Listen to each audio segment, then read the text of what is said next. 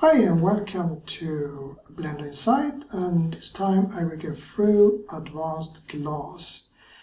It will be a long tutorial, so just take a cup of tea or some whiskey, sit down, listen and see what I will give you of knowledge. And first of all, you need to know some wordings because we have a lot of stuff going on in glass. And the first is reflection, that you know a surface gets reflected of light and color from the environment. But we also have something called refraction, and that is how the ray is bending. So it comes from the air and then it comes into the water and or the glass and bends, and then out again and it bends again, and that is refraction.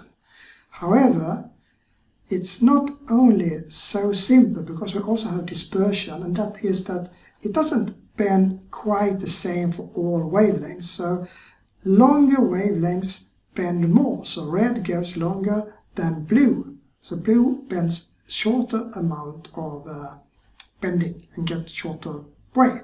And then we have caustic, and then it's when rays are so concentrated then the shadow becomes light. All of that is then included into glass. So this is really something you must know. And in Blender we upgraded caustic to something called MNEE, Manifold Next Event Estimation, and that gives advantages. So we have, for instance, refraction caustic now, and it uses a little memory, it's fast, and it's not so much noise in the render anymore, so really good. However, we have a lot of limitations. I will not go through that, but you can go into the manual and see, and you will see it when we start in practice what we have. Like you need to smoothen stuff, and you need to, you can't combine liquid with glass and so on. So a lot of stuff, and it can be frustrating, but still it's really good that we have it in, and I will show you different ways to get around of this. So the easiest way to just go into Blender right now. So we just go there and you see what happens. Okay, now when we know a little bit about the theory, it's time to practice inside Blender. So what I've done here is some wine glasses, and you can do whatever drinking glass you want to, but I can just show mine first. So I just press tab, and you can see I just started with the circle, extruded, scale, and gave the glass some thickness inside here, and added a face in the bottom, just so we don't get the liquid pouring out from the glass. So it's fully covered, and after that I just added subdivision of 2 on this one, and I smoothen it out, then we get this one. But as I said, you can do it as you want to, it's up to you, just to have a fancy drinking glass. Okay, that is the first step. The next step is to make it look like glass. So if I select the render view, right now it's just white. So to make it glass, you need to change 3 parameters. You have to change the roughness to be close to 0. You have to change the index of refraction, which tells Blender how much the ray will bend when it reaches material. For glass, it's a refraction value of 1.5, but if you don't know that, you can go to this page, Pixel and Poly, where you can see water, for instance, is 1.333, and if you go up a bit here, you can see glass 1.5. So glass 1.5, exactly what we're using. And finally, you need to tell them that we are working with transmission, so change the weight to 1, and you have glass. You can also do like this, that you press Shift A, go to shader, and select glass shader, and take that in here, and that will be exactly the same thing as long as you use the same index of refraction and the same amount of roughness. This you don't have to tell Blender that it's transmission, because it's transmission by default. If you use this one or this one, doesn't matter, same result. So it's up to you. So is everything okay now though? No, because we have black here, we have black here. That glass doesn't look good, this doesn't look good, and if you look at my rendered picture here, you can see that the first glass looked like metal. This one look bad because we don't smoothen it, but the rest of the glass look fine, except for this black stuff here. So, this you probably know that if we smooth it, it will look fine. But what is it with this glass here? Well, it's the normals. They are turned upside down. So if you go here and select face orientation, you can see it's red here. We have made it inside out. So if we want to change that, we just select the glass and go to edit mode, press A to select everything, go to mesh, normals, recalculate outside. And if we do that, you can now see that the face orientation is blue, but I would like it to be red, so I just go back, and now it should be red, just to show you how wrong things can be if you don't have everything correct. So I know that this is wrong, but I keep it. Okay, so now we need to get rid of the black stuff down here and up here, and that we do in the render properties. So you go to render properties here, then you go down to the light path, and here you can change things. So why should we change bounces? Well, glass is a complex material because it has a very reflective surface. It also has refraction, which means that the lights are bouncing around a lot inside the material, and 12 bounces is just not enough for most glass. We need something more. So if we increase this, the glass will look a lot better. The two main things to increase when it comes to glass is the glossy and the transmission. So you can take up glossy and you can take up transmission, but you also need to change the total here, because it doesn't matter if you put this to 1 million, it only gets 12 bounces at the moment, because as soon as the sum here reaches 12, it stops producing rays. So you need to increase that. And now you can see when I increase that, every black part disappeared. If you don't know how much you should increase that to, because if you increase it, you will also increase the render time, then you can just start with the default here and change the default into full global illumination. And that should be more than enough in most cases, so you can decrease some of these, but it's a good starting point. It could also be so that you in fact need to increase them if you have many glasses or many other objects behind each other, because what happens if we have too few is that everything gets black, as you know by now. And if I increase this a bit, you can see that we can now survive here, but if we have 2 or more glasses behind each other, you can see that where they meet, it will still be black. So there we need more bounces. And when we increase and increase, you can see it disappears more and more, and now we only have like the edges left here. So it depends on what you have in the scene, how you should put the bouncing here. We can also go through the clamping here as well. So it can be confusing, but clamping is used to reduce the amount of fireflies, because when we are working with glass, we get a lot of noise, we get a lot of fireflies. So I think it's good to know a little bit about clamping. The confusing thing about clamping is that 0 means no clamping, and then a small value makes it clamp on that small value. So you get really big change just by changing it to small value, as you can see. So now I have all the direct light will be clamped, so we don't get so much light in, already with 0.03. But if I increase this, you can see now that it gets better and better because I increase the amount of light that I allow in my image. So we can have more light bounces in, everything gets more nice. But since we have more light bounces and more light, we also get more noise into the image, and we introduce fireflies. So that is good to know. Normally we don't have any clamping on the direct light, but on the bouncing that don't go direct but comes from like reflection and so on, there we have clamping of 10 as default. You can put that to 0, then you will have no clamping here as well, and it will look really good if you can handle the fireflies.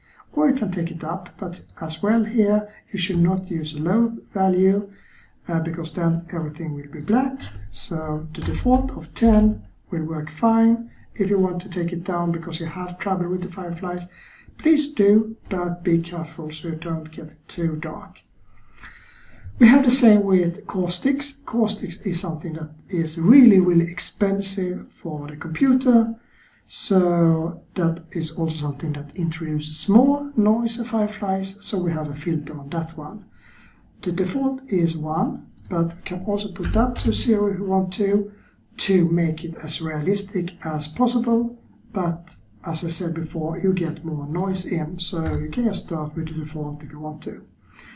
Then you have caustic, and you don't need caustic in all glass situation. Let's say that you have a window that you would like to see out through, then you just use glass and perhaps some transparent, put that together, you're finished, you don't want any caustic. But if you have a diamond, if you have some crystal glass and so on, of course you love that fancy shadow with some rainbow effect and everything, then you would like to have caustic in. So it depends on the situation. If you don't need it, don't use it because it will introduce more noise, as I said. So that is what you have in the render properties, and now we have got away with all these black things, and we have reached my next render almost, because we don't have any black here, but you can see we have that fancy caustic down here. So how do we get that? Well, we need 3 things. So we need to tell which light should produce the caustic shadow. We also need to tell which object should give that shadow. And we need to tell which object should receive that shadow. So there are a few things we need to add here. We can start with these glasses here. So if I select the glass, you can see if I go to the object data that we have caustics. And these are the one that produces the shadow. So they cast the shadow onto the floor. So we check cast here. So we should do that on most of these glasses. We can put in some more glasses here. But even if I click on all these glasses, you can see that nothing happens with the shadows. They are exactly the same. It doesn't matter if I click on all of these glasses. Everyone with, even if all of these have cast, nothing happens. Because we need both the light and the floor as well. So we fix the light. So we go to the light and we select the data light, object property or object data properties, and we click shadow caustic. But we also need to tell the floor that we need caustic. So we go to the floor and we go to the object data, and here we have caustics as well. And this one is receiving the shadow. So we say receive shadow caustic, and we now have caustic on almost every glass, but not that one and not this one. So with this one, where we had inverted the normals, you can see we have some type of caustic because we get something in the middle here, but it's bad, should not be used.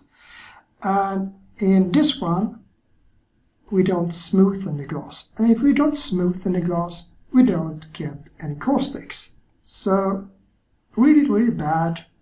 Should always smooth. But something very subtle happened as well that you might not noticed. Right now it almost looks that these glasses are like floating on the surface here. So we need to fix that. And I had fixed that because if I look at my material here, I added some ambient occlusion, and that is really nice because that will give some darkness between the floor and the glass. However, when I click Receive Shadow Caustics, ambient occlusion dies. So if I now take away this and just drag from the color to the surface, you can see that I have a clear, good ambient occlusion on every glass. It looks nice, and I added some darkness for that as well. But if I now press Receive Shadow Caustics, you can see that it's gone. It's no more. So we cannot use ambient occlusion if we should have this fancy caustic. It doesn't support it. So we can solve it in different ways. One is to use dynamic paint. That is a long process to explain right now, so I will not do that. If we just have 1 or 2 glasses, we can instead fake it by using a length. And I can show that because that is a shorter path to take, and I will only show that on some of the glass here. So what you do then is that you press Shift A, go to Input, select the texture coordinate, and here you have a field where it said Object, and you can take the eyedropper and select this glass here, and then we know that this is what we're working on. And from the object you can then select length.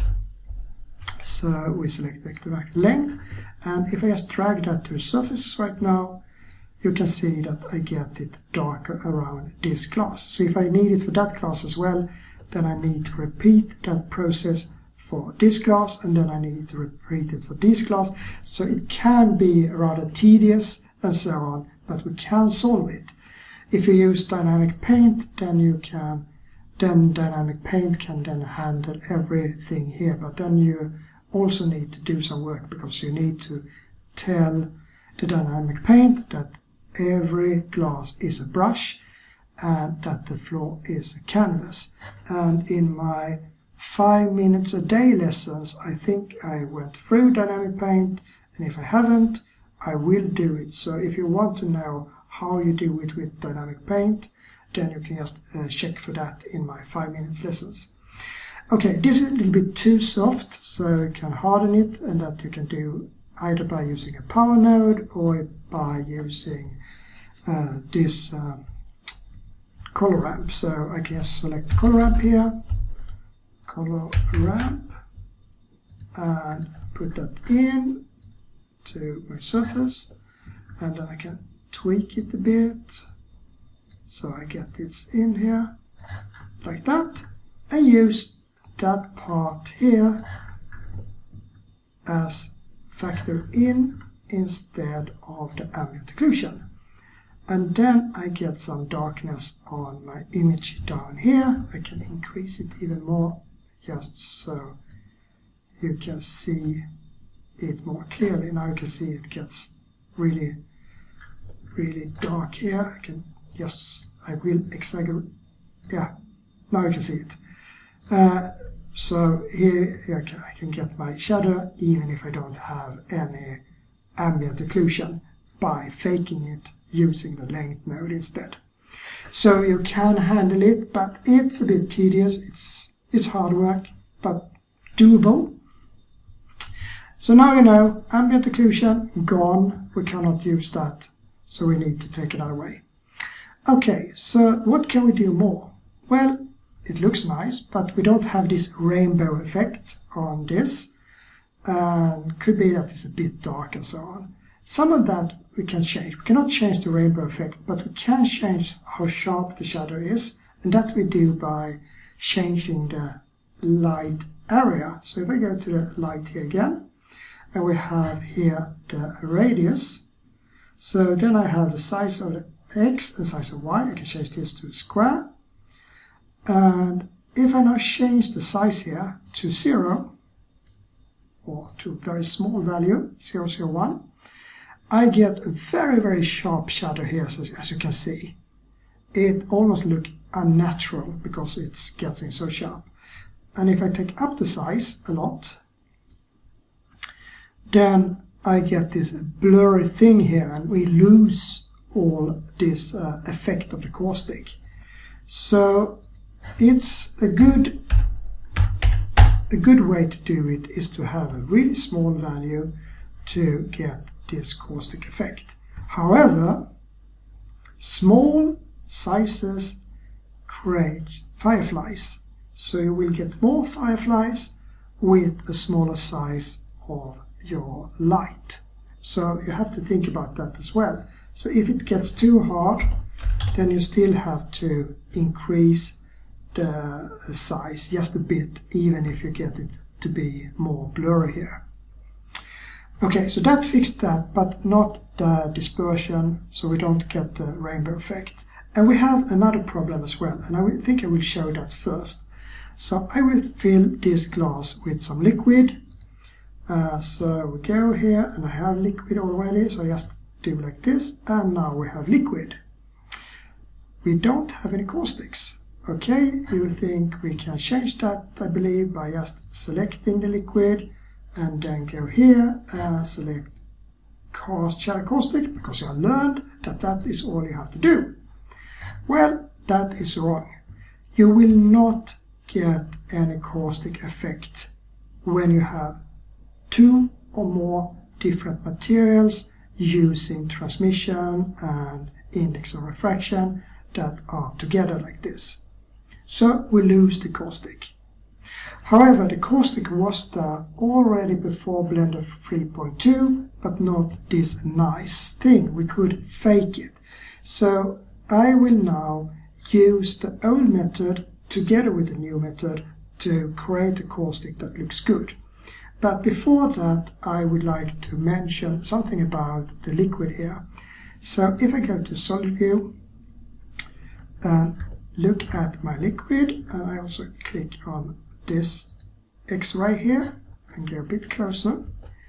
To make any liquid look good in glass, you should intersect with the glass. So right now you can see here that I have no air between the glass and the liquid. The liquid is inside, just a little bit inside the glass. And you need to do that to make the refraction work as it should. Because if you get at least just one little amount of air between here, it will be totally wrong and everything will look weird. So right now, when you put in the liquid, you see here that the liquid goes out onto the surface on most places, and that is how it should be in reality. If you have not done it like I did it here, you will certainly get the glass look here, and then you will have liquid inside here like a solid thing. So that will not work in a good way. So you always need to go in just a little bit on the surface for the liquid as well to make it look good.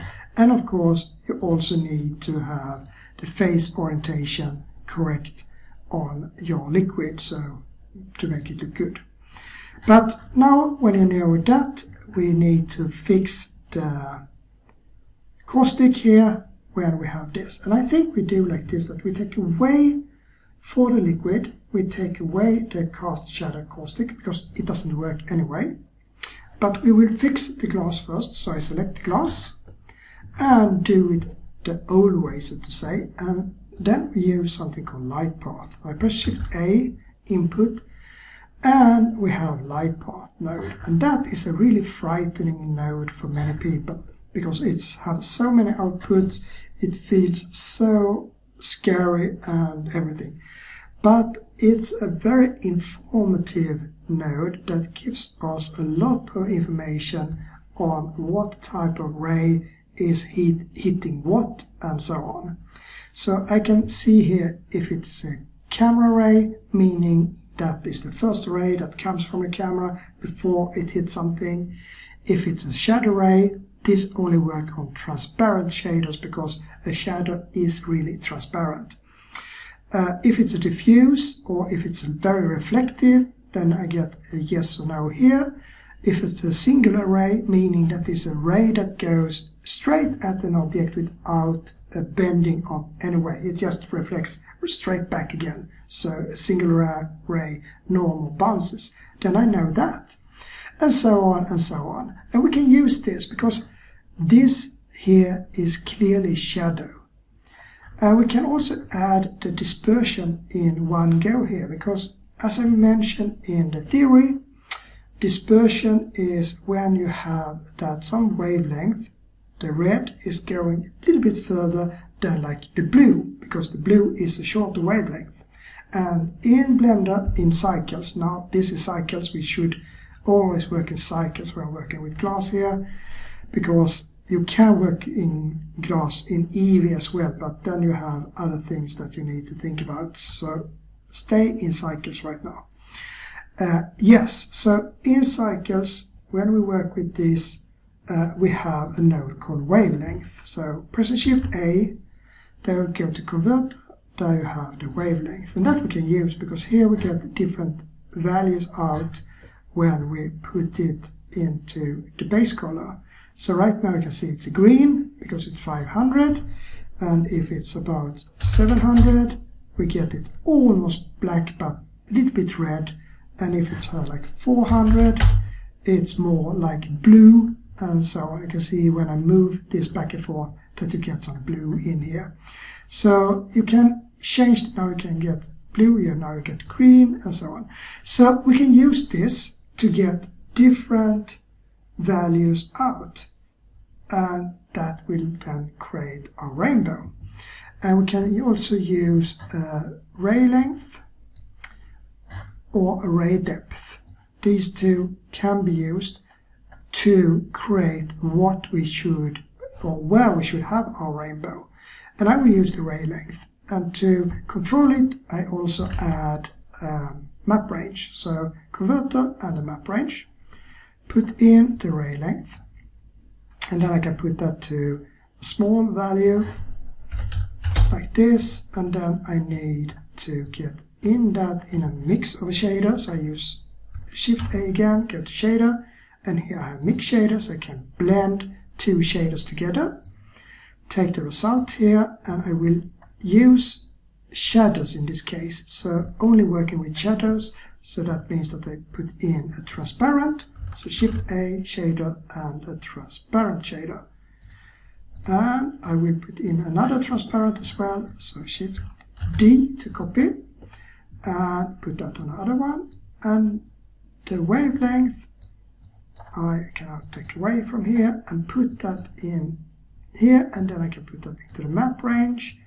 So we have that in, and we should not use a mix shader, so I will take away that and I change that to an add shader. We should add these because I would like the second transparent to control the brightness. So I will add brightness to it, because you can see here, if I look at the rendered image, that we convert the shadow into brightness. So we add more light into it. So we add the rainbow, and we add some white light that then will brighten the shadow into everything. And then we will mix that with our glass here. So now we need a mix shader. So Shift A shader and a mix shader, where we have the principle when it's not shadow, and when it's a shadow then we use my little shadow thing that I made here, and then I put in that to the surface, and now we get everything back, but not perfect. We need to put in something here, and that is information if we're working with the shadow or not, because if we're not having that in, we get really bright if we are not working. As you can see, the glasses disappeared here, and here we have all the glasses, and we would like to change this on the shadows but not on the glass. So then we use, if it's a shadow ray, then it will affect down here. If it's not a shadow ray, it will use the thing up here. And that means if we get a bit closer right now. Let's see if we can get a bit closer here. So that means now that we have the caustic back here in a good way. We have not affected the glass, and here we have some white brightness here, but we still have this lump of blue here, and that is because we have to do the same thing with the liquid as we did with the glass here. So we have to make this happen. But before we do that, I think we can look at the rainbow a bit. So to get the wavelength, we need to have a value between around 400 and 800, like this. And now you can see that we get this rainbow effect, this dispersion. We don't want it on this big area and so on. And then we can just shrink the value between here, and depending on the values, you can then make it go closer to the glass or further away from the glass.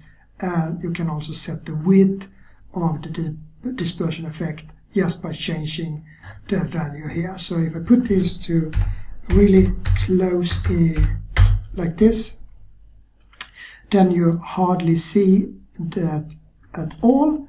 So you can then increase just a bit until you see it again. And now you get something close to the glass here. So it could be that we just take it out slightly. But that is something that you can then experiment with later on. So we don't have to use the complete tutorial to find exactly the correct value here. It's up to you to just change as you want to. This, I think, it look really nice, because here you can see it goes here, and that will be really nice. And for this glass, it depends on the glass you're using. This value works good. Okay, now we have this, and we will go over to the liquid. So I click on the liquid, and we change it here as well. So the first thing we need to do is to add the light path. So input, light path, and we then add Shift A, converter, the map range, put that to 400, put this to 800. You will probably not see so much of the dispersion effect in the liquid, but we could have it anyway, so we have something to play with if we would like to have it inside the glass as well. So we put in something here, we put in something here, we add the add shader, so Shift A, shader, add shader, and then we add a transparent. So we put in a transparent here, put that down here, and we put in a new transparent. We can copy this one, Shift D. We put in the wavelength. I need some more space, so Shift A, converter, wavelength. Put that to result, put this to one of these. It doesn't matter which one, because this is an add. So if it's at top or bottom, it doesn't matter. And then we need a ray length as a value in here. And then we need to mix that with the glass. So Shift A, shader, and then we have mix shader. So we put that in here and put that in here. And we now tell this if it's a shadow ray or not. So we just drag it in here so we don't destroy this glass here. And now we get this value out, and we have a really nice looking refraction with some color from this one and some brightness here. And now you think, oh, but that is too bright. Well, then just take down the transparent a bit to a little bit darker value, and then you get it to be a bit darker here. And the bright thing up here that we can control with the other material for the glass, so we can take down the transparent here as well a bit. And then you can see everything here gets a little bit darker around the glass, so we get it like this. So now we have this nice rainbow effect here. We have the dispersion yeah, that was the rainbow. But we have it working with the liquid as well, and everything just look really nice here. And that method that we're using with this liquid and this glass combines the old thing where we're using the light path to control the shadow with the new feature that create the caustic in Blender 3.2 and forward. And that means that we keep this nice profile of our glass, but we fill it with light and dispersion using the old method. And that works for whatever we put in here. So if I do my whiskey glass and so on, I just put in ice and then I use the same thing, and that one I just continue. So I can just open the advanced glass shader so you can see how it looks. So that was my very bad glass, but it doesn't matter when I go to my render view, because then it looks really nice. So here you can see I have a really nice refraction, because Blender 3.2 and forward fixed that to me. Then I just added some color into this, and you can see we get some refraction from the ice as well that I have put inside the glass here. So then we get refraction here. And here I use 3 different index of refraction. So I have one for the ice, which is a bit lower than for water. I have one for whiskey, which is not water. And I have one for the glass. So 3 different refraction, but it works wonderful to combine them. And then I just use a length to make the shadow on the floor as well, so we get this nice meeting between the floor and the glass here. And as you can see, I then added some dispersion effect here, so we get this nice here. And then I try to get it on the height exactly where liquid and air meets to make it really look nice. And that is just fake. It doesn't work like this in real time, but I added that. But here I also added one other thing that I can mention before I quit this tutorial. And you can see that the liquid looks really, really nice here, because you have some bright spots and you have some darker spots and so on, precisely as you have in reality, where the sun rays go a little bit uneven into the glass. And I did that in my liquid. I can show that by going to solid view and the liquid here. I just added some Voronoi texture to control color here. So some brightness of my transparent, so it gets completely white or get a little bit of the whiskey color, so to say. And then I get brighter spots here, and I get more whiskey colored spot here. And when I then take up some detail, some roughness, then the Voronoi texture blends really good in the liquid and everything looks fine. So everything is sheeting here, even the thing that was put in for Blender 3.2, but it works really nice, and you can get amazing images by combining this thing into this glass here. So that was a little bit about glass, and I will not go through like windows, how you can use portals and all that stuff. This was more about drinking glass and that type of material to get all this thing about caustic.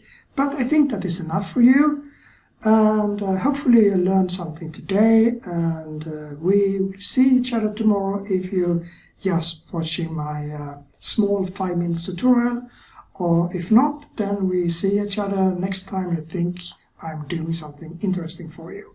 So I just say bye for now.